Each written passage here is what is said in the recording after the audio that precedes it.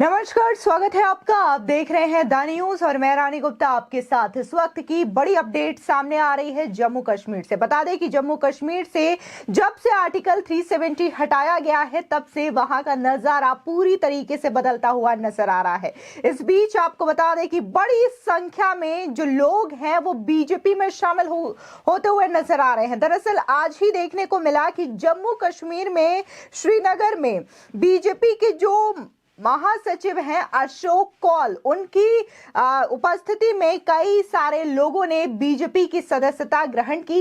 इसमें से कई सारे जो लोग हैं वो सोशल एक्टिविस्ट हैं और साथ ही एनजीओ से जुड़े हुए लोग हैं जिन्होंने बीजेपी की सदस्यता ग्रहण की है। बता दें कि इसमें नौजवान तो शामिल हैं, साथ ही महिलाएं भी शामिल हैं जिन्होंने बीजेपी की सदस्यता ग्रहण की है। आपको बता दें कि दरअसल जम्मू कश्मीर में बीजेपी के द्वारा एक संकल्प यात्रा निकाली जा रही है और इसी के दौरान हर एरिया में जाकर के बीजेपी जो है वो जमीनी स्तर पर लोगों से जुड़ने का प्रयास कर रही है और इसी यात्रा के तहत बड़ी संख्या में लोग जो है वो बीजेपी पार्टी की सदस्यता ग्रहण कर रहे हैं। और बीजेपी के संगठन महासचिव जो हैं अशोक कौल, उन्होंने खुद लोगों को बीजेपी की सदस्यता ग्रहण करवाई है। आपको बता दें कि इस दौरान एक एक लोगों को यहाँ पर बीजेपी की सदस्यता ग्रहण करवाई गई और इसी के साथ ही अशोक कौल ने न सिर्फ इस संकल्प यात्रा के बारे में लोगों को बताया बल्कि इसी के साथ ही जिस तरीके से पिछले दिनों सुप्रीम कोर्ट का जो फैसला जम्मू कश्मीर के आर्टिकल 370 को लेकर के आया, उसको लेकर के भी उन्होंने बड़ा बयान दिया। उनका सीधे तौर पर यह कहना रहा कि हमने तो 1 साल पहले ही ये बातें कह दी थी कि ये मामला सुप्रीम कोर्ट में है और सुप्रीम कोर्ट का जो भी फैसला आएगा वो हमें मंजूर होगा। और अब सुप्रीम कोर्ट का फैसला आ चुका है और सुप्रीम कोर्ट ने भी ये कहा है कि आर्टिकल 370 हटाया जाना पूरी तरीके से लीगल है, संवैधानिक है, वैध है। सुनिए किस तरीके से अशोक कौल जो है न सिर्फ इस यात्रा के बारे में बता रहे हैं बल्कि जम्मू कश्मीर की हालिया स्थिति को लेकर के भी विस्तार से मीडिया के सामने उन्होंने अपनी बातें रखी हैं। मैंने अभी आपसे बात की कि भारतीय जनता पार्टी पिछले 3 महीनों से लगातार ही पहले से भी और पिछले 3 महीनों से विशेष तौर पर पार्लियामेंट्री चुनाव की तैयारी कर रही है। पिछले अक्टूबर से हमने लगातार बैठकों का क्रम चलाया है और उसी में हमने एक ये रखा है कि हम ज्वाइनिंग कराएंगे अच्छे लोगों की, अच्छे हमारे नौजवानों की, अच्छे पढ़े लिखे लोगों की हम ज्वाइनिंग कराएंगे। उसी के निमित्त आज हमने कुछ ज्वाइनिंग अभी कराई है और कुछ ज्वाइनिंग हम इसके बाद भी कराएंगे और लगातार मैं यहाँ 3-4 दिन हूँ तो लगातार हम ज्वाइनिंग कराते रहेंगे।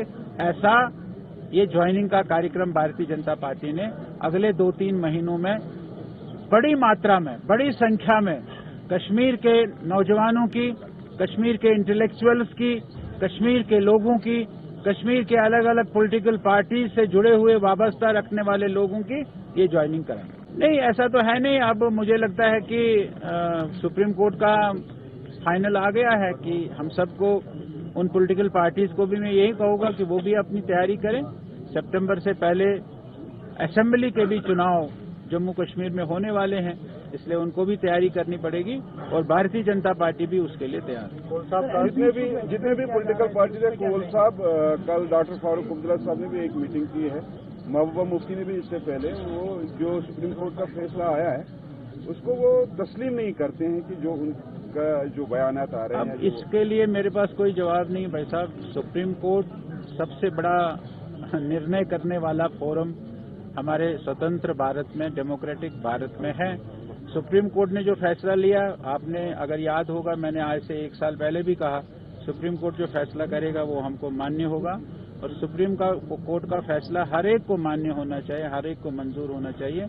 अब किसी को इसमें कोई है तो वो जाने, लेकिन भारतीय जनता पार्टी इस बात पर है कि सुप्रीम कोर्ट ने जो निर्णय दिया है, जो फैसला दिया है, वो सबको मानना है। सर, एमपी जो एक्सपेल हुए हैं उनके बारे में बताइए। नहीं, अब जो एमपी एक्सपेल हुए हैं भैया, आपने देखा एक देश के उपराष्ट्रपति का मिमिक्री करना, आपने देखा उस पर कि कैसे उसका मजाक उड़ाया और एक हमारा देश का बड़ा नेता जो अपने आप को कहता है वो उसका वीडियो उठाता है। ये इससे बड़ा अपोजिशन पार्टी जो 3 राज्यों में बुरी तरह से हार गई है, उन 3 राज्यों की जो उनकी हार है, उस हार का ये नतीजा है। और भारतीय जनता पार्टी किसी भी डेमोक्रेटिक इंस्टीट्यूशन को जितना उन्होंने उसकी खिली उड़ाई, उतनी खिली कोई नहीं उड़ाता है। इसलिए वहां प्ले कार्ड्स लेकर वेल में जाना, संसद नहीं चलने देना, ये कोई भी सभ्य समाज, कोई भी किसी भी पार्लियामेंट में, किसी भी सभा में, किसी भी सांसद में इस प्रकार का हंगामा नहीं होता है। और इनको इसके अतिरिक्त कोई चारा नहीं। साहब कल पार्टी के साथ टाइप होगा अगर इलेक्शन के टाइम पे फिर ऐसा हुआ तो बीजेपी और नहीं, बीजेपी का जैसे पिछली बार भी आपने देखा 2014 में चुनाव के बाद कुछ हो सकता है तो हो गया।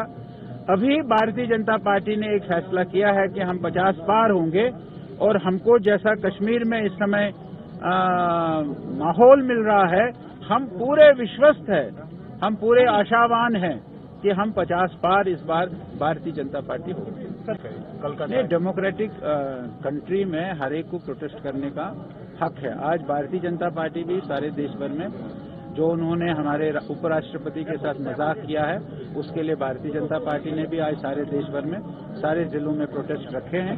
हम भी प्रोटेस्ट कर रहे हैं, उनका भी हक है। डेमोक्रेसी में किसी भी अपोजिशन का हम ये नहीं हक छीन सकते हैं, वो प्रोटेस्ट करेंगे, बहुत अच्छी बात है। उन्होंने ऐसे प्रोटेस्ट बहुत सारे किए हैं, लेकिन पिछले चुनाव में उनको मुंह की खानी पड़ेगी, ये हमारे सामने है। और अभी भी जो इंडिया की बैठक हुई है, आपने देखा लालू यादव और हमारे नीतीश कुमार जी भाग गए। जब ममता बनर्जी ने खड़गे का नाम लिया कि ये प्रधानमंत्री होगा और उसने केजरीवाल जी ने उसको मोहर लगाई, वो वहीं उनकी बिखराव हो गया।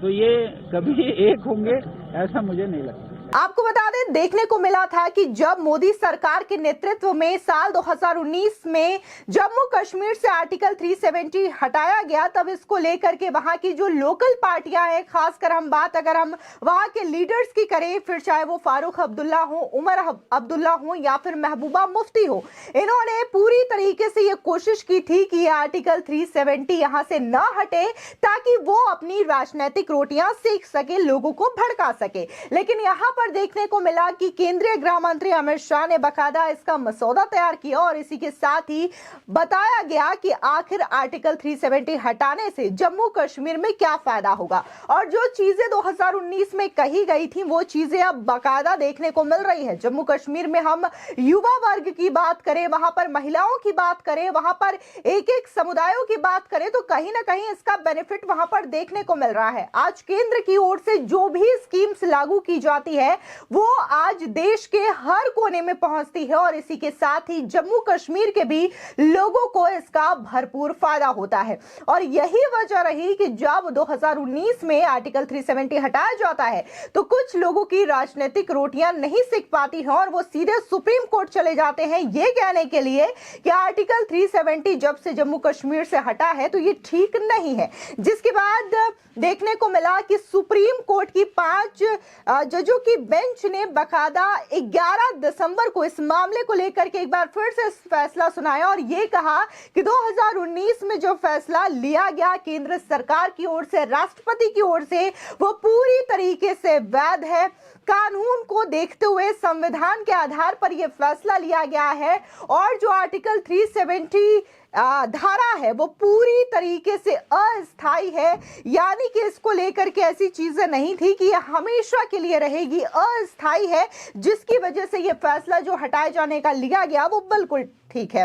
अब ऐसे में यह भी बात करना जरूरी हो जाता है कि क्या वाकई में आर्टिकल 370 हटाए जाने के बाद जम्मू कश्मीर में ये बदलाव देखने को मिल रहा है या नहीं मिल रहा है। आपको याद होगा कि हाल ही में अभी भारत में G20 मीटिंग हुई थी, जहां पर भारत इस G20 की अध्यक्षता करते हुए नजर आ रहा था और इसमें दुनिया भर के कई देशों के प्रतिनिधि शामिल हुए थे, राष्ट्राध्यक्ष शामिल हुए थे और इसमें से कई सारे प्रतिनिधि जो है वो जम्मू कश्मीर भी गए थे, वहां पर भी बाकायदा उन चीजों को एक्सप्लोर किया था। और इसी के साथ ही अगर हम आज देश भर के टूरिस्ट की बात करें या फिर जो विदेशों से टूरिस्ट आते हैं वो भी आज जम्मू कश्मीर जाते हैं बेखौफ होकर के और वहां पर पूरी तरीके से टूरिज्म का लुत्फ उठाते हैं। इसी के साथ ही अगर हम यहाँ पर 15 अगस्त की बात करें, 26 जनवरी की बात करें या फिर होली, दीपावली, नवरात्रि जैसे त्योहार है वहां पर आज खुल करके सेलिब्रेट किया जाता है और लोग जो है बिना किसी डर के, बिना किसी खौफ के इन चीजों को सेलिब्रेट करते हुए नजर आते हैं।